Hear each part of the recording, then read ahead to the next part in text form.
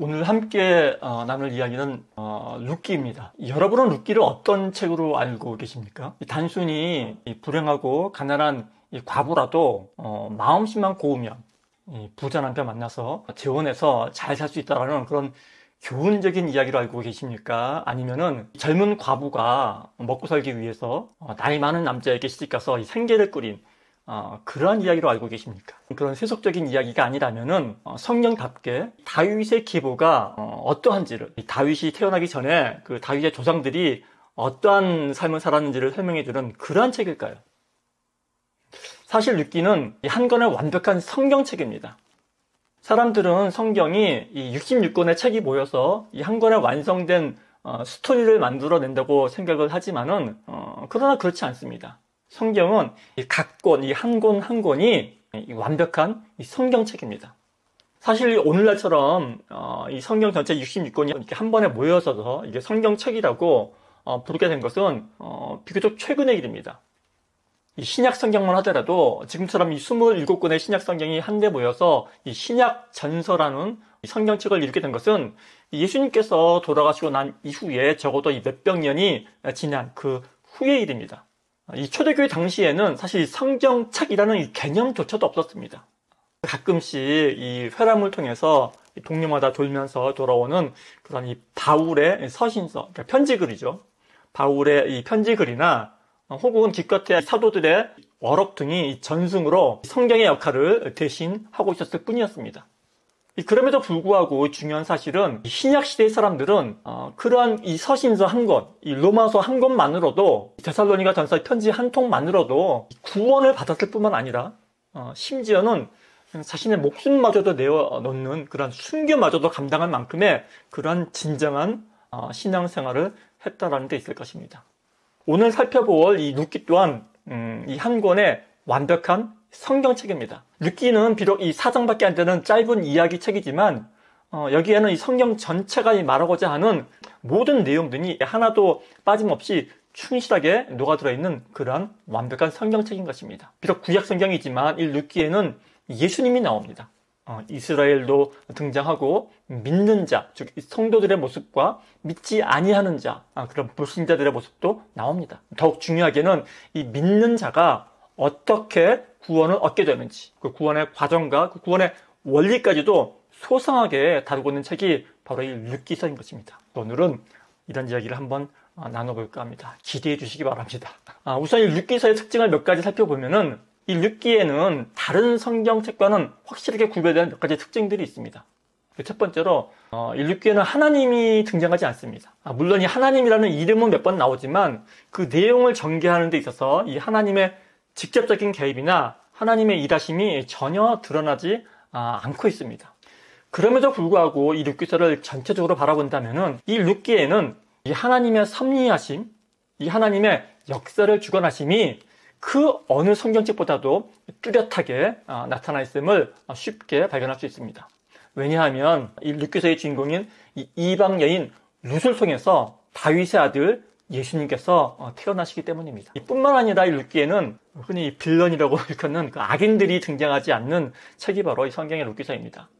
이 시어머니와 며느리가 이 이야기의 주된 스토리이긴 하지만 그 흔한 이 고부 갈등이 전혀 나오지 않습니다. 고부 갈등은커녕 이 며느리들이 시어머니를 봉양하고 따라다닌다라는 이야기가 바로 룻기서의 내용들입니다. 뿐만 아니라 이 험한 농사일을 하는 데에도 그 농장 주인인 이 보아스와 그 일꾼들은 그 모압 여인, 그 이방 여인인 룻을 무시하기는커녕 그 룻이 이삭을 줄 수 있도록 온갖 비례를 다 해주는 그런 착한 사람들도 나옵니다. 이 룻기에 악인이 등장하지 않고 이 등장 인물들의 선한 행동들이 돋보이는 것이 놀라운 이유는 이 룻기의 배경이 이 사사시대, 이 사사기 시대라는 데 있을 것입니다. 잘 아시다시피 사사시대에는 사람마다 이 각기 자기 소견에 옳은 대로 행하던 그런 이 암흑과 무질서와 이 부도덕의 이 영적 혼란이 넘치던 그러한 시대였습니다. 특히나 이 사사기 후반부에는 그 미가의 신상 이야기라든지 혹은 이 베냐민 지파가 벌였던 레위인 차별, 토막살인 사건 등 이 도무지 이 하나님의 백성들의 이야기라고는 생각하기조차 힘든 그러한 사건들이 난무하던 그러한 시기였습니다. 그러한 사사시대를 배경으로 하기에 룻기의 이야기는 더욱더 보석처럼 빛날 수 있는 것입니다. 제가 처음에 룻기가 어떤 이야기인지를 질문 드리고 살펴보다가 이야기가 잠시 옆으로 샜는데, 룻기의 전체적인 내용은 이러합니다. 사사들이 다스리던 그런 혼란스러운 시대에 그 이스라엘 땅에 흉년이 찾아듭니다. 그래서 이 먹고 살기 힘들어진 엘리멜렉과 나오미 그 부부는 두 아들과 함께, 그 말련과 기련이라는 두 아들과 함께 이스라엘 땅을 빠져나와서 평소에 그들이 적대시해오던 그 암몬 사람들의 땅에 들어가서 살게 됩니다. 그러다가 이 엘리멜렉, 그 나오미의 남편인 엘리멜렉이 죽게 되고, 나오미는 두 아들을 데리고 살다가 이 두 아들을 그 지역의 그 모압 여인들과 결혼을 시켰는데, 어찌된 일인지 그 두 아들마저 모두 죽게 되고, 두 며느리와 함께 나오미, 룻, 오르바 이 세 명의 과부들만이 남게 됩니다. 고대 근동 사회에서 여성이라는 위치는 경제력이 거의 없습니다. 여자들은 생존을 위해서 이 남성들에게 전적으로 의존을 해야만 살아갈 수 있는 그런 시대였습니다. 그러한 시대, 그러한 사회에서 남편을 잃은 과부는 이 사회에서 가장 취약한 그러한 계층입니다. 지금 이 룻기에 나오는 나오미와 그의 두 며느리, 이 룻과 오르바가 바로 그러한 상황에 놓여있던 과부였던 것입니다. 그들은 자신의 이 생존을 위협받는 그러한 상황 가운데 있었던 것입니다. 이러한 상황을 너무나 잘 알고 있는 나오미는 그 두 며느리에게 서로의 각자의 삶을 위해서 자신을 떠나가라고 그렇게 이야기를 해줍니다. 그나마 이 젊은 과부들은 어떻게든 이 살아갈 방도가 생길 수도 있지만은 자신처럼 이렇게 늙고 오갈 데 없는 그 시어머니와 함께 지내게 된다면은 도무지 살아갈 방도가 없기 때문일 것입니다. 이 말을 듣고 오르바는 잠시 고민을 하다가 이 시어머니 나오미의 말을 듣고 제 삶을 찾아서 떠나갑니다. 아마도 살아남기 위해서 어쩔 수 없는, 피할 수 없는 선택이었을 것입니다. 그러나 이 오늘의 주인공 룻은 이 시어머니 나오미를 떠나지 않겠다고 단호하게 말을 합니다. 여기서 그 유명한 룻기를 대표하는 그 성경 구절이 등장하죠. 룻이 이르되 내게 어머니를 따르며 어머니를 따르지 말고 돌아가라 강권하지 마옵소서. 어머니의 백성이 나의 백성이 되고 어머니의 하나님이 나의 하나님이 되시리니 어머니께서 죽으시는 곳에 나도 죽어 거기 붙을 것이다. 내가 만일 죽는 일 외에 어머니를 떠난다면은 여호와께서 내게 벌을 내리시고 더 내리시길 원하나이다. 이런 말을 하죠. 그런데 우리가 가만히 생각해 보면은, 성경을 떠나서 가만히 생각해 보면은 이거는 도무지 며느리의 입에서 나올 수 없는 말입니다. 오늘날의 시어머니와 며느리 관계를 생각해 본다면은 이거는 그 어떤 며느리가 시금치의 시자도 싫어한다라는 그 어느 며느리의 입에서 이런 말이 나올 수 있겠습니까? 그래서 사실 이 성경에 기록되어 있는 이 말은 룻의 신앙 고백이라고 할 수 있을 것입니다. 왜냐하면 이 말의 핵심은 바로 이 어머니의 하나님이 곧 나의 하나님이 될 것이라는 그런 말을 지금 룻이 하고 있기 때문입니다. 이 성경 룻기서를 보는 사람들은 이 룻기를 읽으면서 오로지 이 룻의 이러한 이 신앙만을 강조를 합니다. 이 신앙을 강조하고 이 신앙을 본받으려 합니다. 자, 이 룻의 이 신실함을 봐라. 이 공경에 처한 이 시어머니를 버리지 않고 역경 가운데 이 오로지 하나님만을 따르겠다는 그 룻의 그 결연한 그 의지, 그녀의 그 강인한 그 신앙심이 결국은 다윗이 태어나게 한 그런 모태가 되지 않았는가 하는 말을 하곤 합니다. 그러나 제가 오늘 이 시간을 통해서 강조하고 싶은 말은, 제가 말씀드리고자 하는 말은 이러한 룻의 신앙이 아닙니다. 이 룻의 신앙보다는 과연 무엇이 이 룻으로 하여금 그 시어머니 나오미와 함께 하겠다라는, 그 시어머니를 따르겠다라는 그러한 선택, 그러한 판단, 그러한 결정을 하게 만들었는가 하는 부분입니다. 사실 다시 이스라엘 땅으로 돌아가려는 그러한 시어머니 나오미와 함께 하겠다라는 그러한 룻의 이 선택은 인간적으로 따져본다면 어리석은 그러한 판단이었습니다. 유대 사람들은 만일 한 방에 여자가 99명이 있고 남자는 단 한 명만 있더라도 그 방은 남자가 있는 방이라고 말을 하지 여자들이 있는 방이라고 말하지 않는다고 합니다. 그만큼 유대 사회에서 여성의 존재는 미미했고 더군다나 룻은 유대 민족들이 그토록 적대시하던 모압 사람이었기 때문입니다. 그런데도 룻은 그런 유대 땅에 이 시어머니 나오미를 따라 함께 들어가겠다고 지금 그런 말을 지금 하고 있는 것입니다. 만일 나오미에게 그 유대 땅에 그 남겨둔 재산이라도 있어서 돌아가면 어느 정도 이 먹고 살 걱정이라도 없겠다라고 한다면은 룻의 결정은 어느 정도 이해할 수 있을 것입니다. 그러나 이 나오미는 이 먹고 살기가 힘들어서 남편과 함께 그 유대 땅을 탈출하다시피 빠져나온 그런 사람이었습니다. 그리고 난 이후에 남편도 죽고 그리고 그의 그 기업이죠. 이 가업을 이을 두 아들마저도 세상을 떠나서 정말 진짜 이방 땅에 홀로 남겨진 정말 이 세상 가운데서는 살아갈 소망조차 끊어진 한낱 늙은 노파 늙은 과부에 지나지 않았던 것입니다. 그런데 그런 나오미를 도대체 룻은 무슨 마음으로 따르겠다고 했던 것일까요? 우리는 이러한 점을 한번 깊이 생각해 보아야 합니다.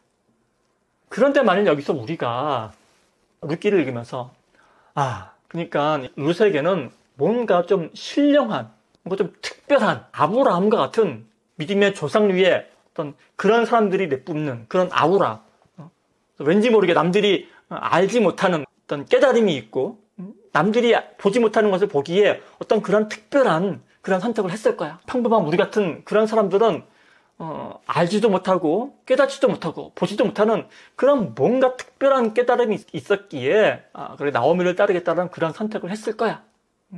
그러니까 이스라엘의 영웅 그 다윗의 이 증조 할머니가 될 수 있는 그런 선택을 했겠지. 그랬겠지. 이런 건 아무나 못해. 룻이니까 가능한 일이야. 이러한 생각을 한다면은 우리는 성경을 철저하게 잘못 읽고 있는 것입니다. 그래서 이 오늘날의 독자인 우리가 룻기라는 성경이 전하는 메시지를 올바르게 우리가 받아들이려면은 이 룻보다는 나오미에게 주목을 해야 합니다. 이 룻기에 나오는 나오미는 룻의 시어머니죠. 유대 여인으로서 이스라엘을 대표합니다.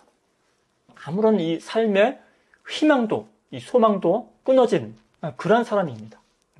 나오미는 지나온 세월 동안에 남편도 잃고 또 두 아들을 잃은 고달픈 인생을 살아온 그러한 여인입니다.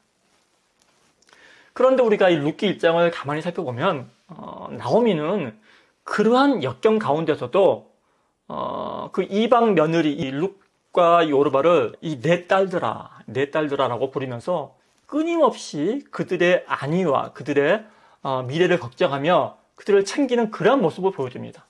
그러한 시어머니 나오미의 모습을 옆에서 끝없이 지켜본 사람이 바로 룻이라는 것입니다. 그랬을 때 이 룻에게 드는 생각은 과연 어떻게 그럴 수 있느냐는 것입니다. 한 사람의 여인으로서 어떻게 인생 가운데 겪는 저 슬픔을, 그 인생의 질곡을 견디어 낼 수 있느냐 하는 것입니다. 그 낯선 이방 땅에서 남편이 죽고 사별을 한 거죠. 그것도 힘든데 큰아들과 작은아들이 차례대로 죽어나가는 그런 고통 가득한 그런 삶을 겪어나가면서 어떻게 이 삶을 원망하지 않고 절망하지도 않고 저렇게 살아서 버틸 수 있느냐는 것입니다. 삶을 원망하기는커녕 그래도 자기 자신보다는, 늙은 자기보다는 그나마 이 처지가 조금이라도 더 나은 이 젊은 나이에 과부된 자신들, 며느리들의 이 안위를 오히려 더 걱정하며 챙길 수 있느냐는 것입니다. 도대체 나오미의 그 힘은 어디에서 기인하느냐 하는 것입니다. 우리가 그리스도인으로서, 신앙인으로서 신앙생활을 하지만 사실 저렇게 보면 우리가 어떻게 믿음을 가지게 되었는가 이렇게 생각해 본다면 우리 중 그 어느 누구도 교회에 잘 살아가는 사람들을 보고서 교회에서 성공해서 잘 살아가는 사람들의 모습을 보고서 신앙을 가지게 된 사람은 없습니다. 적어도 제 주변에는 없습니다. 사람들은 주변에서 누가 돈을 많이 벌었다거나 아니면 사업에 성공해서 잘 살아간다고 그런 사람에게 감동을 하지는 않습니다. 부러워서 배는 아파할지언정 그들의 모습에 감동해야 하지는 않는다는 것입니다. 그러나 만약에 누군가가 어떤 견딜 수 없는 고난 가운데, 정말 견딜 수 없는 고난 가운데 이 얼굴색 하나 변하지 않고, 짜증 부리지 않고, 화내지 않고, 절망하지 않고, 그저 평안한 가운데 그 인생의 고난과 고비, 그리고 그 역경을 견디어 나가는 그러한 모습을 볼 때 그 사람을 통해서 비로소 감동을 받게 되는 것입니다. 감동을 뛰어넘어서 그 사람처럼 되고 싶어 하는 것입니다. 할 수만 있다면 그 사람에게 다가가 아마 물어볼 것입니다. 나 같으면 정말 미쳐버릴 것 같은 그런 상황 속에서, 나 같으면 그 삶을 포기해버릴 것 같은 그런 상황 속에서 어떻게 당신은 그러한 평안을 간직할 수 있습니까? 어떻게 당신은 자기 자신조차 추스릴 수 없는 그런 상황 가운데에서 남들을, 이웃을 돌아볼 수 있는 것입니까? 그 비결은 무엇입니까? 저도 당신처럼 되고 싶습니다. 이렇게 묻게 될 것입니다.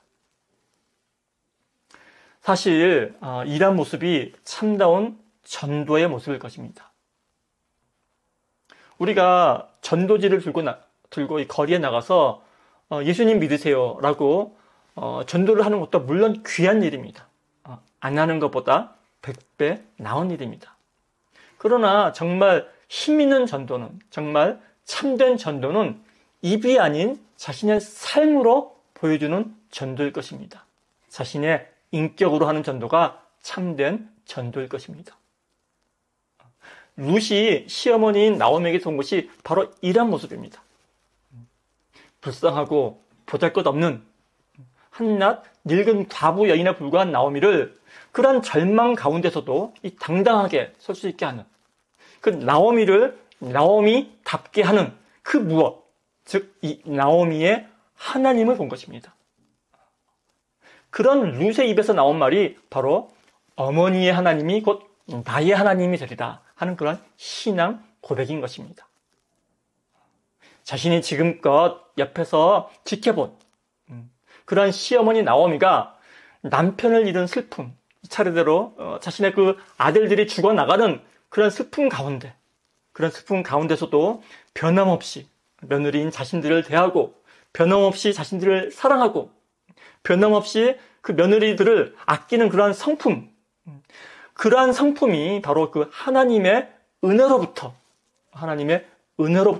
비롯된 성품이라는 것을 발견했을 때, 그것을 바라봤을 때 비로소 룻은 어머니의 하나님이 곧 나의 하나님이 될 것이라는 그러한 신앙 고백을 할 수 있었다라는 말씀입니다. 사실 여기까지만 보아도 룻기는 우리에게 기독교 신앙이 어떠한 것인지를 보여주는 그러한 좋은 성경책일 것입니다. 그러나 이 이야기는 단지 룻기의 시작에 불과합니다. 이후에 펼쳐지는 룻기의 내용 속에서는 이 우리의 구원이란 어떤 것이며 과연 구원이 어떠한 원리로서 이루어지는가를 우리에게 소개하고 있기 때문입니다. 계속해서 이어지는 이야기 속에서 룻은 이 보아스를 만나게 됩니다. 이 표면적으로 본다면 룻과 보아스의 결혼은 정상적인 만남이 아니죠. 정상적이지가 않습니다. 거의 MBC 아침 드라마, 아침에 보는 막장 드라마 수준일 것입니다. 시어머니가 과부가 된 젊은 며느리에게 자신의 친족 중에 한 명인 노친내죠, 늙은 노인을 유혹을 해서 재혼을 할 것을 다그치는 그러한 내용이 사실은 표면적으로 보이는 룻기의 내용이기 때문입니다. 그러나 이 막장 드라마와 같은 이러한 룻기의 내용 속에는 이 기독교가 말하고자 하는 구원의 원리가 고스란히 들어있습니다. 그런데 이것을 이해하기 위해서는 먼저 우리는 이 기업 물을 자라는 개념이 무엇인지를 깨달을 필요가 있습니다. 저는 이제 늦은 나이에 신앙을 접한 케이스인데, 저는 처음에 성경을 읽으면서 이 룻기를 읽을 때 그 처음 1장, 2장은 어느 정도 좀 재미있게 읽었던 것 같아요. 그러다가 이 3장, 4장에 가서는 도무지 이게 무슨 말인지 이해가 되지 않았던 그런 기억이 있습니다. 특히 이 3장 4장 후반부에 보면은 기업 물을 자라는 말이 나오는데, 이 기업 물을 자라는 말이 도무지 이게 이해가 되지 않았습니다. 기업 물은다라는 말을 평상시에 잘 안 쓰죠, 우리가. 근데 이 기업 물을 자라는 말은 히브리어 이 고엘이라는 말의 이 한국어 번역입니다. 근데 이 고엘이라는 말은 번역하기가 참 어렵습니다. 이 개혁개정 성경에는 이거를 뭐 기업 물을 자라고 번역을 했지만, 이 영어 성경에는 이 기업 물을 자를 리디머라고 번역을 합니다. 리디머. 그러니까 리딤을 하는 사람을 말하는 거겠죠. 리디머라 하면은. 그리고 이 리딤의 명사형이 리뎀션입니다. 리뎀션은 보통 이제 구속이라고 번역을 합니다. 구원은 살베이션이라고 하는데, 이 리뎀션은 이제 그 구원과는 조금 다른 그런 느낌이죠. 그래서 이제 리디머를 한글 성경에는 구속자라고 또 번역을 합니다. 구속자. 그죠? 아마 교회에 처음 나오시는 분은 이러한 그 기독교적 낱말 때문에 조금 이제 다소 황당스러울 것 같습니다.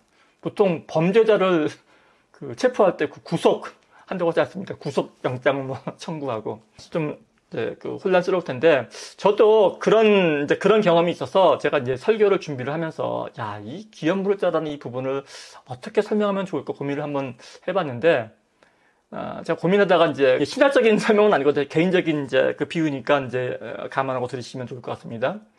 미국에 살면서 좋은 점 중에 하나가 뭐냐면은 이 반품 제도가 잘 돼 있다는 것입니다. 리펀드라는 개념입니다. 리펀드. 너무나 쉽고 편리하죠. 보통은 한 30일 이내에 그 영수증만 있으면은 정말 묻지도 않고 따지지도 않고 모든 걸 다 이제 반품을 해주죠. 쓰던 물건도. 물론 주류라든지 아니면 귀중품 같은 경우는 이제 반품 안 해주는 경우도 있지만은 뭐 그런 것 빼놓고는 거의 모든 것이 이제 반품 가능한 이제 그 사회가 미국 사회죠. 그러니까 이제 물건 잘못 샀다고 손해볼 일은 거의 없는 것입니다. 근데 이 리펀드라는 말 대신에 쓸 수 있는 말이 이 리딤이라는 말입니다. 제가 이제 영어를 잘하는 저희 애들한테 한번 물어봤는데, 아빠 이게 뭐 잘 쓰지는 않지만 그렇게 해도 그게 뭐 뜻은 통할 것 같아, 이런 얘기를 하더라고요. 그러니까 이제 한번 거래한 물건을 리딤을 하게 되면은 다시 물러지게 되는 거죠. 그러니까 리디머는 기업을 무르는 자, 그러니까 거래를 무를 수 있다라는 점에서는 리펀드나 리딤이랑 좀 비슷하다는 그런 의미에서 제가 말씀을 드린 겁니다. 거래를 무른다라는 거죠. 그러니까 기업 무르는 자 했을 때 무른다라는 말은 이제 그런 의미가 있는 겁니다. 근데 이제 제 개인적인 생각으로는 리펀드랑 리딤이랑 정확히 같은 말이 아니니까 이 차이점이 뭔가를 생각해 봤을 때, 그 리펀드를 해줄 때는 리펀드 해주는 사람은 손해를 본다는 생각을 거짓 안 한다는 것입니다. 그러니까 리펀드를 반품하는 우리야 물론 손해가 안 나지만 그 반품을 받아주는 그 기업이죠. 그쪽에서도 자신이 손해 본다는 생각을 안 한다는 거죠. 이 미국 마켓에서 이렇게 리펀드를 자유롭게 할 수 있는 이유는 사실 그렇게 해도 그 기업 측에서 그 손해가 나지 않는다라는 그러한 계산이 있기 때문입니다. 손해보다는 오히려 그렇게 마케팅 전략을 그렇게 했을 때 오히려 그 전체 매출이 올라간다라는 그러한 그 통계에 기인한 그런 확신이 있기 때문에 그런 제도를 하겠죠. 아무리 미국이라 할지라도 그 반품률 때문에 그 기업의 이윤 추구에 어떤 지장이 생긴다면은 그런 제도를 시행하지 않을 것입니다. 근데 리딤은 다릅니다. 리딤은 그런 계산이 전제되어 있지 않습니다. 리딤을 할 때는 설사 그런 손해가 실제적으로 발생한다 할지라도 어떤 그런 원래적인 그런 올바른 관계를 생각해서 그런 원래의 소유권으로 되돌려 놓는다라는, 거래를 무른다라는 뜻이 그런 리딤의 속뜻에 담겨있기 때문입니다. 그래서 이 리디머를 한국어로도 그 기업을 무를 자, 기업 무를 자로 번역을 하는 것입니다. 그러니까 기업을 무른다라는 것은 이미 한번 거래가 끝난 그런 기업의 소유권을 다시 되돌린다라는 그런 뜻이 들어있는 것입니다. 그 기업 무를 자에서 그 기업, 보통 성경에서 말하는 기업, 그 기업을 그 성경 번역본에 따라서 뭐 엔터프라이즈 기업이죠. 아니면 뭐 그 유산, 인헤리턴스라고 번역을 하기도 하지만 사실 이 성경에서 말하는 기업은 엄밀히 말하자면 이 땅입니다. 땅. 이스라엘은 그 약속의 땅을 하나님으로부터 기업으로 받은 백성들입니다. 그래서 이 하나님께로부터 받은 그 땅, 그 기업을 보존하는 것은 이스라엘 백성들에게 있어서는 매우나 중요한 일입니다. 그래서 유대 민족들은 이 지파별로 물려받은 그런 기업을 보존하기 위해서 그들만의 특별한 문화적, 제도적 장치를 마련합니다. 이 고엘 제도가, 기업 물르는 제도가 바로 그 중에 하나입니다. 이 고엘은 영어로는 리디머, 한국어로는 기업 물을 자로 번역이 되긴 하지만 사실 이 고엘의 원래 뜻은 이 가까운 친족, 가까운 친척, 가까운 친족을 뜻하는 말입니다.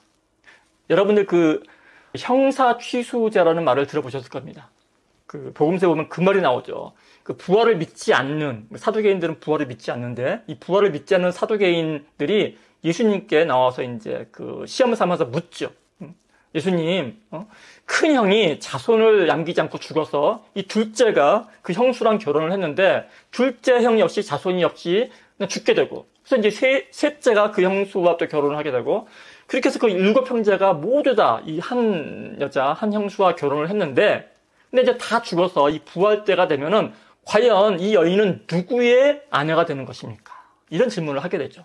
이 질문이 그 유대 간습 중에 하나인 그 형사 취수제, 그러니까 그 다른 말로 계대 결혼이라고 하는데 이 계대 결혼과 관련한 그런 질문이었던 것입니다. 우리가 상식적으로 도덕적으로 본다면은 매우 이 문란해 보이는 이러한 제도가 생긴 것은 바로 이스라엘의 기업을 보존하기 위한 장치였던 것입니다.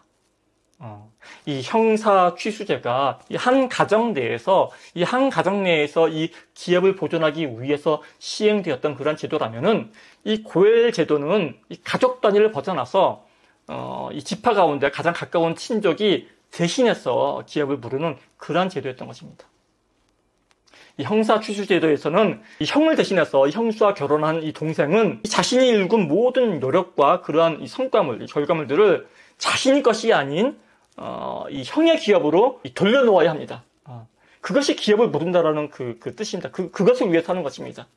이 동생으로서는 매우 손해나는 일이지만 이 이스라엘의 그 기업을 보존하기 위해서는 어쩔 수 없는 그런 법적 제도적인 장치였습니다. 마찬가지로 이 고엘 제도에서도 이 고엘로서의 그 기업 물르는 자 또한 자신의 모든 노력과 자신의 재산, 자신의 이 성과물을 자신의 것이 아닌 자신이 기업 물은 그 가문, 여기서 말하자면 이제 엘리멜렉 가문이 되겠죠. 나오미 가문의 기업을 위해서 내어놓아야 하는 것입니다. 지금 룻기의 이 보아스가 나오미에게, 룻에게 한 일이 바로 이러한 기업을 물르는 일이었습니다. 보아스는 비록 자신이 직접적으로는 이 기업 물을 책임에 있지는 않았지만은 이 나오미의 인격과 시어머니 나오미의 인격과 그 며느리 룻의 시어머니를 향한 그 신실함, 이 신실함이 헤세드입니다. 헤세드를 신실함이라고 표현하고 있는데 이 룻의 신실함, 헤세드를 보고서 그 유대 민족의 율법에 따라서 그 기업 물을 자로 스스로 나서게 되는 것입니다. 이 나오미에게는 이 보아스보다도 더 가까운 그 기업 물을 순번인 그 친족이 따로 있었지만 그 친족이 자신의 손해를 한번 그 계산을 하죠. 계산해 보고서는 자신의 그 기업 물을 그 의무를 포기를 합니다. 보아스에게 양도를 하죠. 그래서 이제 보아스는 모든 율법의 절차대로 이제 장로들 10명을 모아놓고 사람들을 모아놓고 자신이 이 사람을 이 친족을 대신해서 정식으로 기업 물을 자임을 선포하고 룻을 아내로 맞이하고 끊겨졌던 나오미의 그 가문에 있는 그 기업을 물르는 그런 일을 하게 된 것입니다. 결과적으로 보아스는 이 룻으로부터 다윗의 아버지인 그 이새의 아버지인 오벳을 낳게 됩니다. 그러니까 보아스와 룻은 다윗의 그 혈통을, 구원자이신 예수님이 오시는 그런 혈통을 열어놓는 그 통로로서 쓰임을 받게 된 것입니다. 그래서 사실 룻기의 보아스는 대속자이자 구원자이신 신약의 예수님의 예표입니다. 예수님의 그림자인 것입니다. 그리고 나오미는 그 대속자로부터, 구원자로부터 대속받아 구원받는 그 이스라엘을 상징하고 그 이스라엘을 돌보시는 여호와 하나님을 바라보고 따라 나선 그 이방 여인 룻은 오늘날 뒤늦게 교회 속에 합류하게 된 우리들의 모습인 것입니다. 결국 구원은 이 구속자의 구속하심으로 우리에게 거저 주어지는 것입니다. 마치 나오미와 룻에게 값없이 주어진 것처럼 은혜로 주어진 것입니다. 보아스의 은혜로 주어진 것입니다. 그러나 중요한 사실은 보아스의 구속을 가능하게 만든 것은 나오미가 보여준 신실함, 신실함은 제가 헤세드라고 말씀드렸죠. 나오미의 헤세드였고 그 나오미의 신실함, 나오미의 헤세드를 사모한 룻의 대담함이었습니다. 룻의 신실함이었습니다. 또한 룻의 헤세드겠죠. 그리고 보아스는 그러한 나오미와 룻의 그 신실한 모습 속에서 나오미와 룻이 보여준 그들의 그 헤세드 속에서 자신이 그들의 기업물을 짜로서 나서게 될 결심을 하게 되었다는 것입니다. 그래서 룻기는 이 룻과 나오미와 이 보아스의 이러한 성품들을 인애라는 그러한 단어로서 뭉뚱그려 표현하고 있는데, 근데 이 헤세드는 이러한 한 가지 단어로 번역하기 힘든 말입니다. 왜냐하면 이 헤세드라는 말에는 하나님의 은혜와 하나님의 사랑과 함께 그 헤세드에 참여하는 모든 사람들의 모습이 함께 녹아져 있는 그런 말이기 때문입니다. 오늘 짧게나마 룻기를 한번 살펴보았는데요. 오늘 이 예배 후에 오늘이 지나가기 전에 제가 드린 이 설교 말씀을 한번 떠올리면서 룻기를 다시 한번 정독해 보시기 바랍니다. 한 20분이면 충분히 있습니다. 룻기를 다시 한번 정독하시면서 우리에게 전해진 그 하나님의 헤세드를 다시 한번 느껴보시는 그런 귀한 시간이 되기를 바랍니다.